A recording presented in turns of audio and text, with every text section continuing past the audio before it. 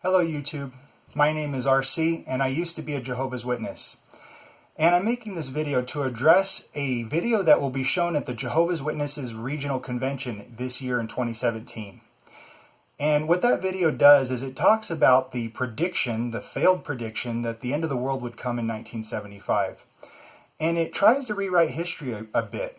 That prediction came straight from the leadership of Jehovah's Witnesses. And what they're trying to do is blame it on the victims, blame it on the rank and file. And so I want to show you some pieces of that video and just give you some background information that a lot of people don't know about. Came our way. You see, back then, some were looking to a certain date as signifying the end of this old system of things. A few even went so far as selling their homes and quitting their jobs. I admit, I was ready to see this old system go away too. So this is an interesting use of language here, talking about how some people were drawing certain conclusions and a few people sold their homes. And if you're like me, I was born in '79, so this happened before I was born, but I was raised a Jehovah's Witness.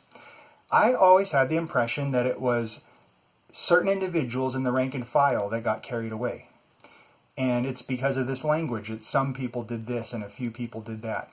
But when it says a few people sold their homes, here's the interesting question. What did the governing body do when they found out people were selling their homes? Reports are heard of brothers selling their homes and property and planning to finish out the rest of their days in this old system in the pioneer service. Certainly this is a fine way to spend the short time remaining before the wicked world's end.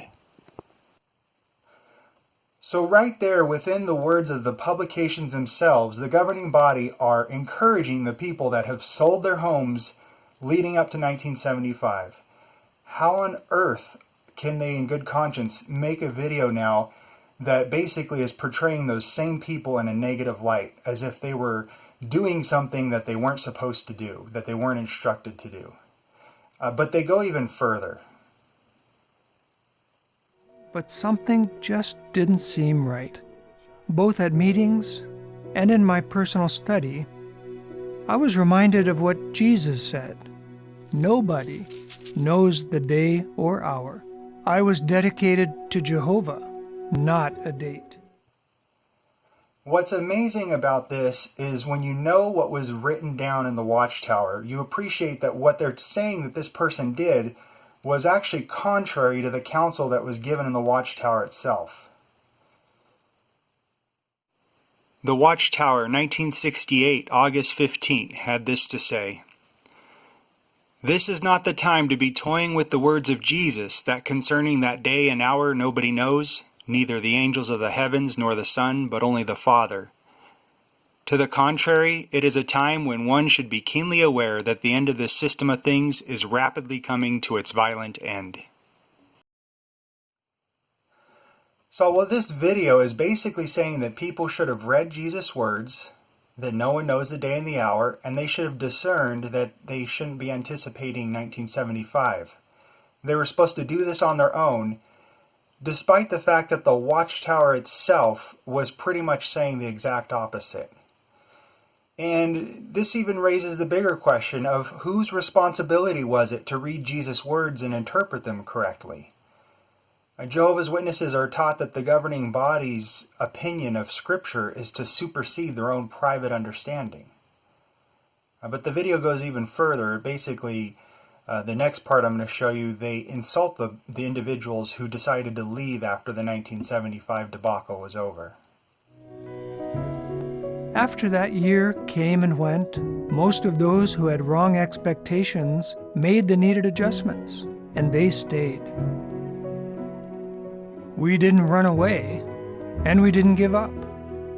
We trusted in Jehovah. There is nothing wrong with leaving an organization that has falsely predicted the end of the world.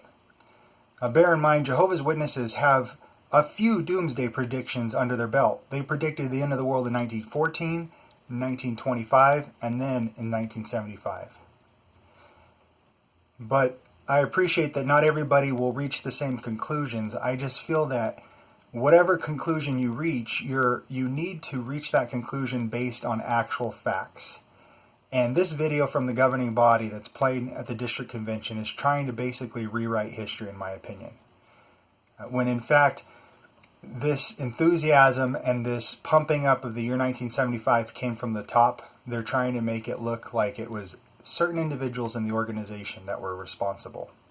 But now you know the truth. So that's it for this video. I would like to hear from you in the comments, and if things go well, I'll make another one.